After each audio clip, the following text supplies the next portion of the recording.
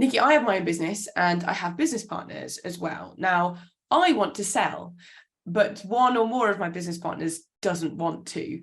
What can we do in this situation to kind of make everybody happy? Okay, there's various things that need to be looked at. One is looking at your shareholders agreement. What are the rights between deciding to sell? So for example, you may be thinking, right, it's a great time to sell externally.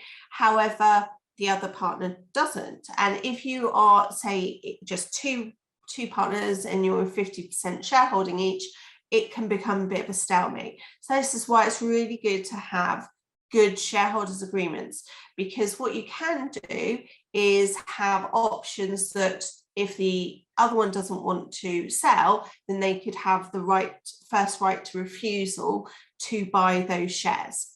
The problem comes when the selling shareholder doesn't feel that it's going to be the right amount of money from the current other shareholder. It's very tricky. If you're 50-50, it is almost impossible to get the other shareholder to sell. Now, to be fair, directors have a fiduciary duty to the business. So if they aren't doing the best thing for the business, that needs to be documented properly. So this is where you may need to bring in another person into your business board, into your board meeting, and go through the pros and cons. It's very difficult though if it is just two people to get to that point. But this is where perseverance, negotiation, trying not to get emotional about it, but going through the logical arguments, putting through different examples. But unfortunately, it can end up being a bit of a stalemate. Bringing in lawyers, etc., in these sort of circumstances is expensive as well.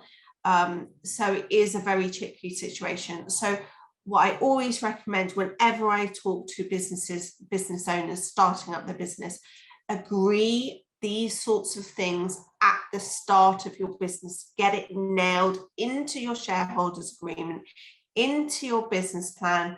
How do you decide when are you going to sell? How do you sell, to make sure that you're not coming into this stalemate position years later and ending up with very expensive legal bills?